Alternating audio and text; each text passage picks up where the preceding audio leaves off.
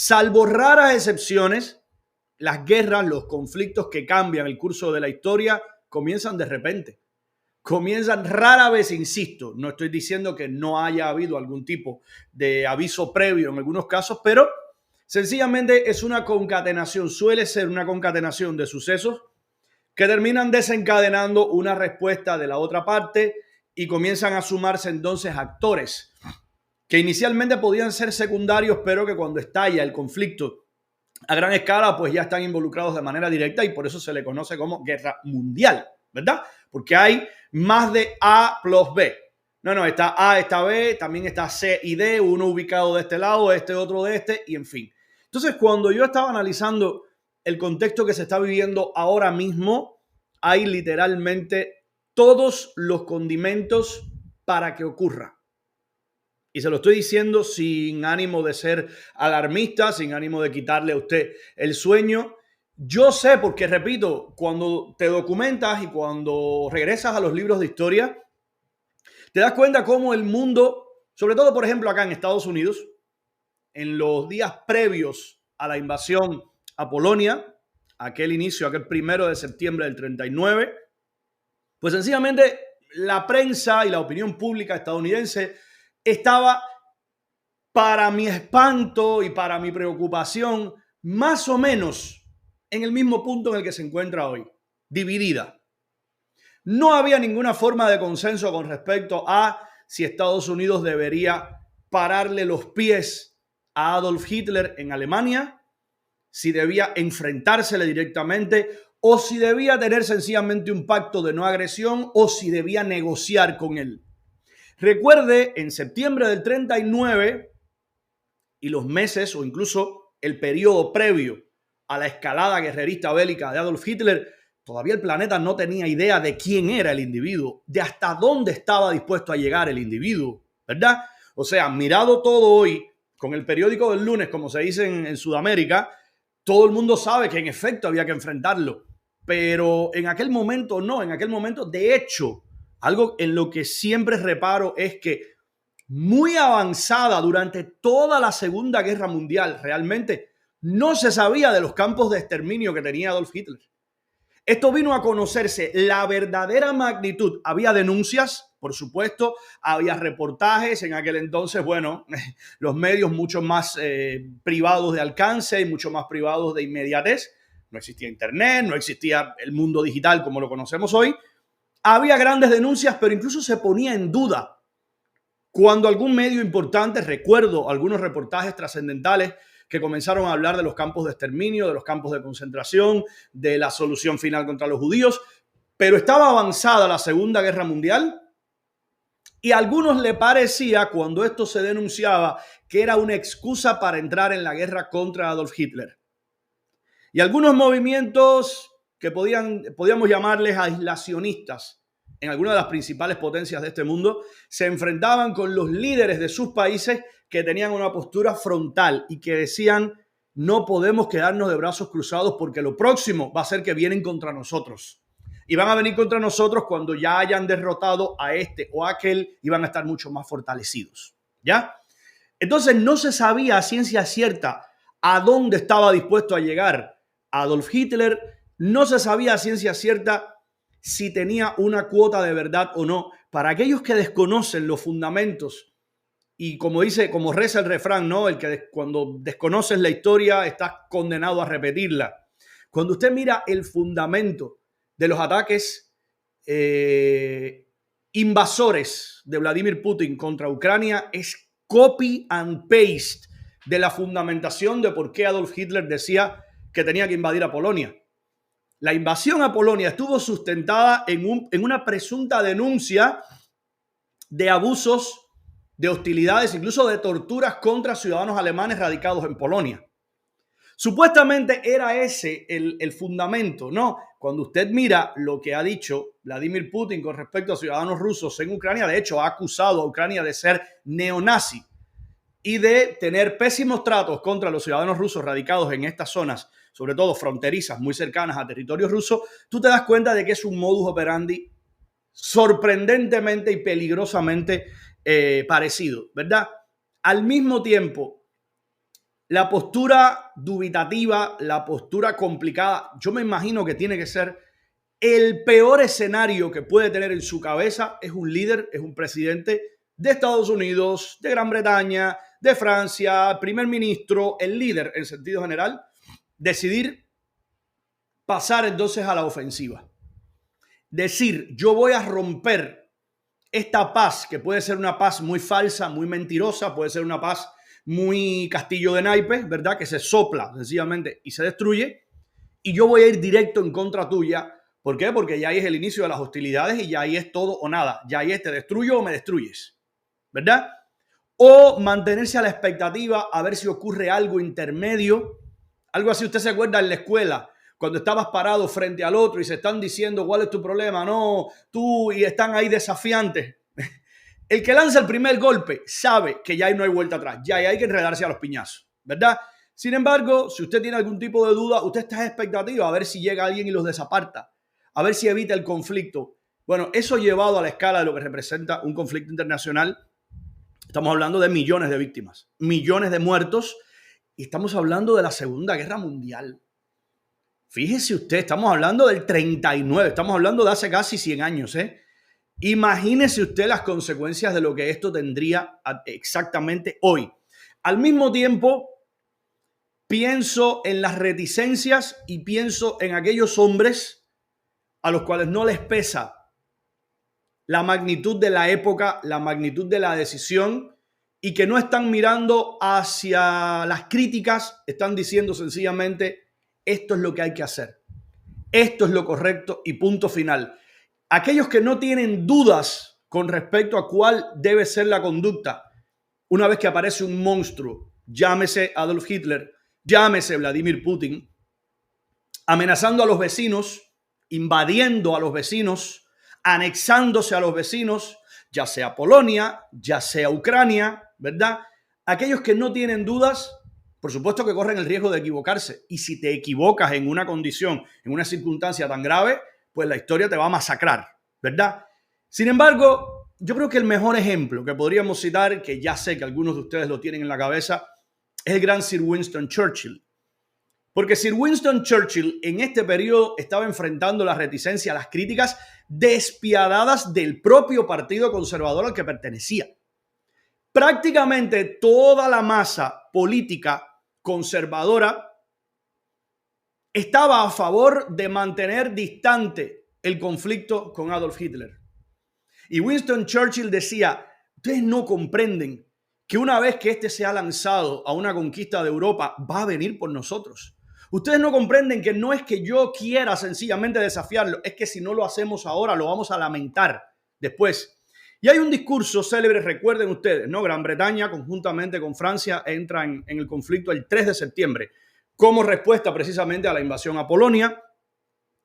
Unos meses más tarde, Winston Churchill, que estaba enfrentando la reticencia de la ciudadanía, que estaba enfrentando la reticencia de muchos sectores que se le oponían dentro de su propio partido, pues da este discurso que es una de las cosas más emocionantes, más increíbles y que más se recuerdan de la Segunda Guerra Mundial.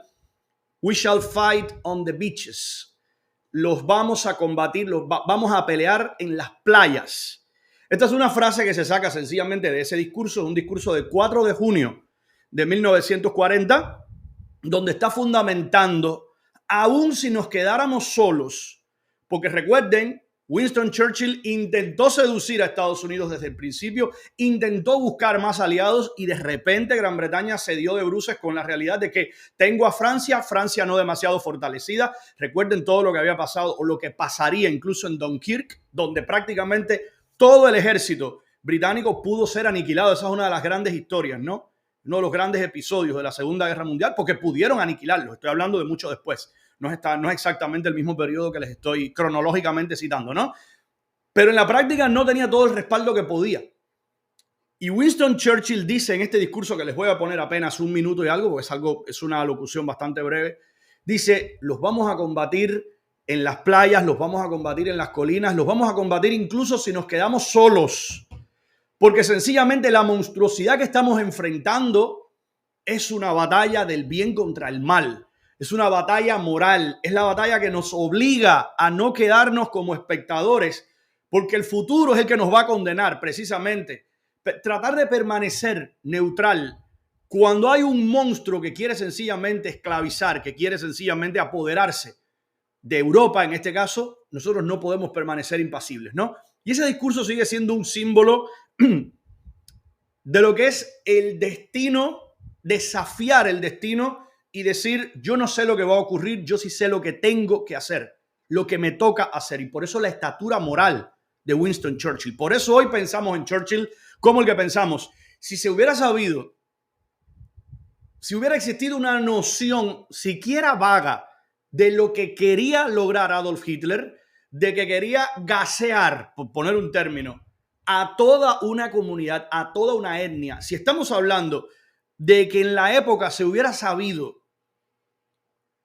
la solución final, la propuesta de sencillamente exterminar a los judíos y por el camino a todos aquellos que hubieran coadyuvado, ¿no?, al florecimiento de los judíos. Recuerde, culpar a los judíos de prácticamente todos los males de la Alemania de preguerra fue el principal pasatiempo, el principal deporte de Adolf Hitler. Culparlos de que se estaban adueñando de la sociedad, de que estaban envenenando la sangre de Alemania, no sé si esto les suene, de que estaban adueñándose de los negocios, de que estaban floreciendo más los negocios judíos que los negocios alemanes, incentivar el odio, incentivar la xenofobia, incentivar el racismo puro y duro, fue lo que terminó desencadenando el peor episodio, el horror más grave que ha conocido el ser humano, porque cuando los aliados entraron, ahí están los testimonios en documentales, en películas, por supuesto, recreando, pero sobre todo siempre hay que ir a los libros de historia. Al libro, ese no se sustituye con nada. Cuando los aliados entraron en aquellos campos de exterminio, recuerde, ellos intentaron destruir toda evidencia de campos de exterminio, probablemente el que no lograron destruir y donde quedaron más evidencias del horror, por supuesto, era el más grande, ¿no? Auschwitz, Birkenau. Pero la realidad es que muchísimos otros, Dachau y muchos otros de los campos de exterminio que estaban diseñados y ya en funcionamiento, fueron destruidos antes de que los aliados pudieran tomarlos y tomar todas las evidencias. Pero cuentan los soldados que entraron y después toda la prensa que comenzó a llegar poco después de la derrota y de que empezara a ver lo que estabas haciendo dentro, no solo de Alemania, por supuesto, también de Polonia y de los territorios que ya estaban bajo el mando de Adolf Hitler, pues sencillamente dejó el mundo sin aliento. Y entonces algunos miraron hacia Gran Bretaña, por ejemplo, y miraron hacia Churchill y le dijeron gracias, porque esto no lo podíamos permitir. Pero no sabíamos exactamente cuáles eran las intenciones. Y Churchill era un hombre imperfectísimo, siempre recuérdelo, era un hombre, era casi un alcohólico, ¿eh? Sí, estaba ahí, por no decir que lo era directamente. Y era un hombre con un comportamiento errático en muchísimas otras cosas. Algunos de sus aliados, en varias de las biografías que hay sobre él, algunos de sus aliados y de las personas más cercanas decían, cuando tiene la razón es glorioso, pero cuando no la tiene, oh mi Dios, decían algunos, ¿no? O sea, cuando no tiene la razón, de todas formas se enfurece y trata de lograr su objetivo. O sea, era un individuo imperfecto. Nadie aquí es un dios, nadie aquí tiene todos los códigos, nadie aquí tiene todas las luces para actuar siempre bien. Pero estaba muy claro, ¿eh? Estaba muy claro con respecto a cuál era el camino, a que no había elección, a que en realidad, según Churchill, según su postura, no había elección. Aquí no es que podemos ver y decir, bueno, tenemos esta opción. No hay opción. La única opción es defendernos y defendernos declarándole la guerra y diciéndole no nos vamos a quedar de brazos cruzados. Estados Unidos intentó llevar eso hasta el final, o por lo menos intentó llevar una especie de la guerra en paz, ¿no? Hasta que se dieron cuenta sencillamente de que no les iba a ser posible. Y Pearl Harbor fue una especie de despertar. Fue una forma de decir, vivimos en un mundo ya desde entonces, ¿no?, interconectado. Nosotros defendemos unos valores, nosotros defendemos lo que es ser occidental desde el punto de vista de los valores morales y de la dignidad humana y del respeto a la variedad, a la pluralidad, la tolerancia con la diferencia, que esta gente no la va a respetar. Sencillamente están buscando una hegemonía que o entramos o entramos. También le había pasado a la Unión Soviética. Esa es la razón por la cual, recuerde, los aliados en ese entonces terminaron siendo después los grandes enemigos, ¿no? aunque no se mataran a dentelladas como en la Segunda Guerra Mundial. Me estoy refiriendo a Estados Unidos y la Unión Soviética. Pero en ese momento pusieron sus diferencias a un lado porque ambos, por razones diferentes, pero llegaron a la misma conclusión. A este tipo hay que combatirlo, este tipo hay que destruirlo, porque si no, va a destruir el mundo, va a destruir el planeta. Usted sabe lo mejor que pudo haber ocurrido en la época. Lo mejor que pudo haber ocurrido es que varios de los grandes cerebros que después formaron parte del proyecto Manhattan, que fueron los que fueron acogidos precisamente por Estados Unidos, algunos de los grandes científicos que formaron parte del descubrimiento del desarrollo nuclear, pues lo mejor que pudo haber ocurrido es que Hitler los persiguiera, que Hitler no les dejara más remedio que huir de Alemania. Porque si ese monstruo hubiera sido más tolerante, si no los hubiera esperreado, ¿no?, de Alemania y de Europa, no solamente de Alemania. No olvidar que tuvo que salir huyendo precisamente el gran Albert Einstein, por no citarles un larguísimo etcétera de científicos que tuvieron que salir huyendo y que fueron los precursores y que fueron los que formaron parte de los primeros estudios nucleares. Si Adolf Hitler no hubiera hecho eso, se hubiera apoderado antes que los estadounidenses de armas nucleares, de la guerra, de las bombas atómicas. Y entonces el mundo habría sido otra cosa.